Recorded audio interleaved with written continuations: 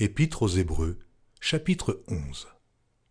Or la foi est une ferme assurance des choses qu'on espère, une démonstration de celles qu'on ne voit pas.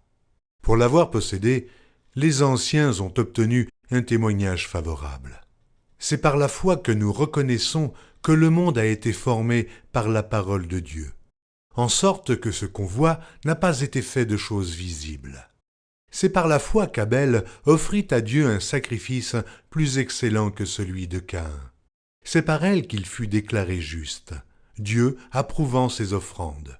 Et c'est par elle qu'il parle encore, quoique mort. C'est par la foi qu'Enoch fut enlevé, pour qu'il ne vît point la mort, et qu'il ne parut plus parce que Dieu l'avait enlevé. Car, avant son enlèvement, il avait reçu le témoignage qu'il était agréable à Dieu. Or, sans la foi, il est impossible de lui être agréable, car il faut que celui qui s'approche de Dieu croie que Dieu existe et qu'il est le rémunérateur de ceux qui le cherchent. C'est par la foi que Noé, divinement averti des choses qu'on ne voyait pas encore et saisi d'une crainte respectueuse, construisit une arche pour sauver sa famille. C'est par elle qu'il condamna le monde et devint héritier de la justice qui s'obtient par la foi. C'est par la foi qu'Abraham, lors de sa vocation, obéit et partit pour un lieu qu'il devait recevoir en héritage, et qu'il partit sans savoir où il allait. C'est par la foi qu'il vint s'établir dans la terre promise, comme dans une terre étrangère, habitant sous des tentes, ainsi qu'Isaac et Jacob, les cohéritiers de la même promesse. Car il attendait la cité qui a de solides fondements, celle dont Dieu est l'architecte et le constructeur. C'est par la foi que Sarah elle-même, malgré son âge avancé, fut rendue capable d'avoir une postérité, parce qu'elle crut à la fidélité de celui qui avait fait la promesse. C'est pourquoi d'un seul homme, déjà usé de corps, naquit une postérité nombreuse, comme les étoiles du ciel, comme le sable qui est sur le bord de la mer et qu'on ne peut compter. C'est dans la foi qu'ils sont tous morts, sans avoir obtenu les choses promises. Mais ils les ont vus et salués de loin, reconnaissant qu'ils étaient étrangers et voyageurs sur la terre. Ceux qui parlent ainsi montrent qu'ils cherchent une patrie. S'ils avaient eu en vue celle d'où ils étaient sortis, ils auraient eu le temps d'y retourner. Mais maintenant, ils en désirent une meilleure, c'est-à-dire une céleste. C'est pourquoi Dieu n'a pas honte d'être appelé leur Dieu, car il leur a préparé une cité. C'est par la foi qu'Abraham offrit Isaac lorsqu'il fut mis à l'épreuve, et qu'il offrit son fils unique, lui qui avait reçu les promesses, et à qui il avait été dit « En Isaac sera nommé pour toi une postérité. » Il pensait que Dieu est puissant, même pour ressusciter les morts. Aussi le recouvra-t-il par une sorte de résurrection.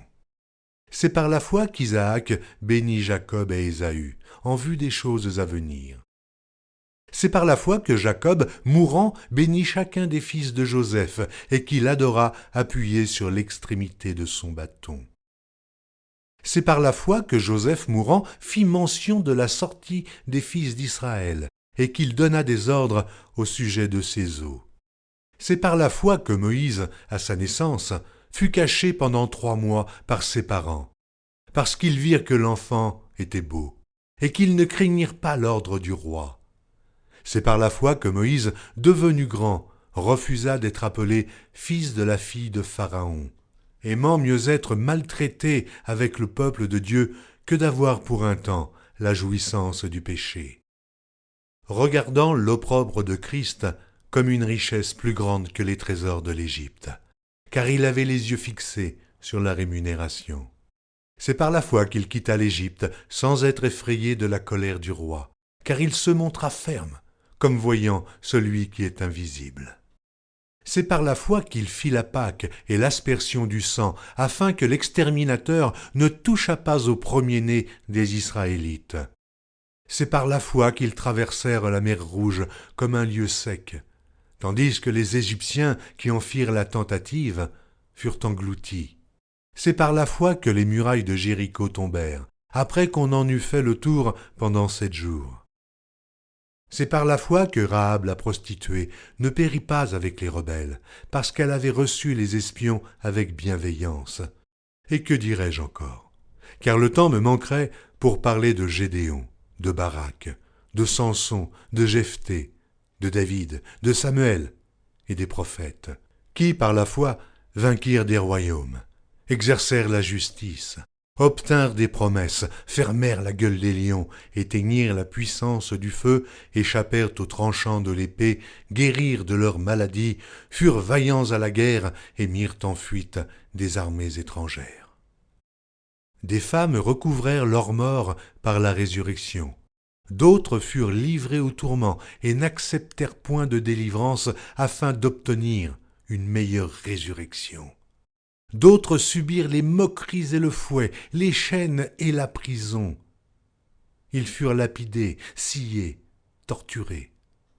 Ils moururent tués par l'épée, ils allèrent çà et là, vêtus de peaux de brebis et de peaux de chèvres, dénués de tout, persécutés, maltraités, eux dont le monde n'était pas digne, errant dans les déserts et les montagnes, dans les cavernes et les antres de la terre. Tout cela, à la foi desquels il a été rendu témoignage, n'ont pas obtenu ce qui leur était promis. Dieu ayant en vue quelque chose de meilleur pour nous, afin qu'ils ne parvinssent pas sans nous à la perfection.